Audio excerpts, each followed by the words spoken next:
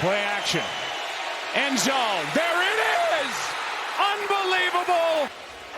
What else could it be? Touching by number 68. Illegal touching?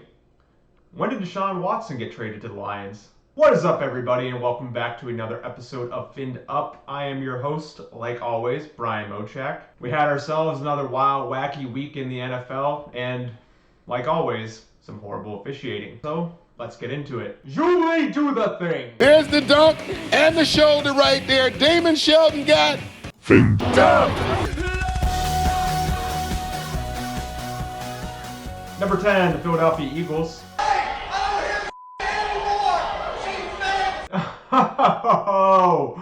Oh, how the mighty have fallen. Since that infamous moment, the Eagles have gone 2-4 with a negative 39-point differential, including a loss to the horse-cock Drew Lock-led Seattle Seahawks and the hapless Arizona Cardinals. The Eagle, a symbol of freedom in America, lost to a bird that's not even real, and a tiny, wimpy little cardinal. Benjamin Franklin was right when he said the eagle is a bird of bad moral character, and like 99% of the founding fathers, Benjamin Franklin would know something about bad moral character. Didn't Ben Franklin have syphilis?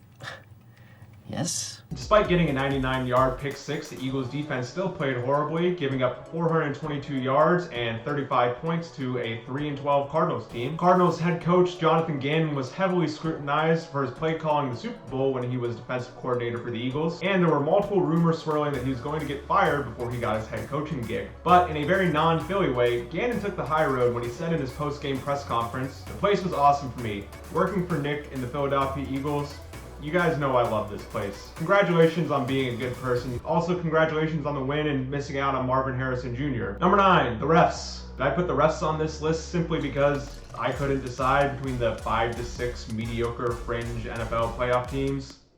Irrelevant. Because the only thing talked about more this NFL season than Taylor Swift is the NFL officiating. Every week after every primetime game, the Twitterverse is ablaze with how bad that officiating is, and no crew is more scrutinized than that of Brad Allen. Brad Allen's crew is responsible for the 10 penalties called to 0 penalties called debacle in the Dolphins-Eagles Sunday Night Football game, also responsible for the Packers-Chiefs missed DPI ending, and now he's responsible for the illegal bullshit touching call in the Cowboys-Lions Saturday night game. It has been reported that Allen and his crew will not be allowed to officiate any NFL playoff games this year, and that's pretty deserved. That officiating crew has helped more teams win games than the entirety of the Kansas City Chiefs wide receiver room. Speaking of the Chiefs, number 8, the Kansas City Chiefs. Segues are weird. The only people who hate Patrick Mahomes more than his wide receivers is the Jim Henson estate, who are mad at him for stealing Henson's Kermit the Frog voice. Even though they beat the Bengals at Arrowhead, it's still pretty apparent that the Chiefs have a lot of offensive problems right now, and if they're going to do anything in the postseason, they're going to need to rely heavily on Isaiah Pacheco moving forward.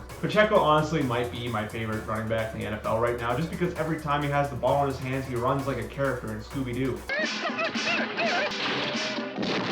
Number 7, the Los Angeles Rams. The game against the 5-10 G-Men was a lot closer than it should have been because of 3 turnovers for the Rams, but Matthew Stafford finished as the only quarterback this week to throw multiple interceptions and still win the game. Since starting the season 3-6, the Rams have gone 6-1 since then and have clinched a playoff berth with their win over the Giants this past week. Number 6, the Cleveland Browns. What can Brown do for you? Absolutely kicked the shit out of the Jets on Thursday night, that's what. I did a full recap of the Browns game, so if you want more detail, feel free to check that one out. But in summary, Joe Flacco looks great, the defense is playing lights out, and they should have Amari Cooper and Elijah Moore back for the playoffs. Number 5, the Detroit Lions. As is customary and traditional in the city of Detroit, the Lions got boned by the refs and lost the game. That's unbelievable! That's unbelievable, and you know it. You know it is, though. The Lions came roaring out of the gate in their game against the Cowboys, marching down the field and kicking a field goal on their opening drive, and then picking off Dak Prescott on the Cowboys' opening drive. However, the game was closely contested, and then the god of sun and wind, St. Brown, scored a late touchdown to give the Lions a chance to win the game. Man Campbell elected to go for 2 instead of kicking the point after, and it worked until aforementioned Brad Allen and his officiating crew absolutely blew it when they called a bullshit illegal touching penalty. Based off the indisputable video evidence, it was clear that Taylor Decker reported as eligible. And in Dan Terra's post-game press conference, he explained how before the game, he talked over the play in detail with the refs, specifically to avoid any confusion whatsoever. Dan Terra then became relatable to us degenerate gamblers when he then not only doubled, but tripled down on going for 2 after being unsuccessful the first time, and then failing all 3 times. Fortunately for Dan Maiden, he only lost a football game and not his mortgage or his 401k. Number 4, the Dallas Cowboys. Cowboys vs. Lions sounded like the second worst Western film of all time, but it was actually a pretty good game. Like Han Solo, the Cowboys shot first with a 92-yard CD Lamb touchdown bomb. Bet you have. Lamb broke Michael Irvin's Cowboys single-season receiving record, but the fumble out of the end zone left a sour taste in everybody's mouth, similar to the search for the Crystal Skulls with the Indiana Jones franchise. How many Harrison Ford movie references am I going to make in one video? I don't care! More impressive than CD's night, though, was Jimmy Johnson overcoming a 2-decade-long feud with Cowboys owner Jerry Jones and finally being inducted into the Cowboys Ring of Honor. It appears Johnson got a little rub and tug action before he went out on the field for the ceremony. Glory hole. Well deserved, Jimmy Johnson. Well deserved. Number 3, the San Francisco 49ers. Big cock Brock Purdy stood tall and erect in this game, bouncing back from his 4-interception game against the Ravens. He went 22 for 28 with 230 yards and 2 touchdowns in his win over the Commanders. Despite losing Christian McCaffrey to a strained calf in the 3rd quarter, the 49ers cruised to the NFC 1 seed in this one as they watched the Eagles lose to the Cardinals on a TV straight out of 1993 in the Washington Commanders locker room. For a stadium that had raw sewage following its attendees and Jalen Hurts have a wall following him, honestly, I think this TV might be the funniest thing about that entire stadium. Number 2, the Miami Dolphins. Whatever. The Ravens kicked the shit out of us, so we're decimated with injuries.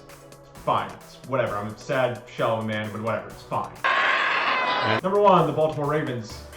The Ravens are Super Bowl contenders. Everybody called Lamar a running back, not a quarterback. Then he went 18 for 21 for 321 yards and 5 touchdowns and a perfect passer rating, successfully sealing his 2nd MVP and eroding my will to live. Eroding. Congratulations, Baltimore. Alright everyone, that's this week's Power Ranking show. Thank you so much for tuning in and watching. I really appreciate everybody being here. If you liked the video, make sure you check out some of my other ones. Thank you all so much, and I will see you after the Dolphins game. I love you all. Bye.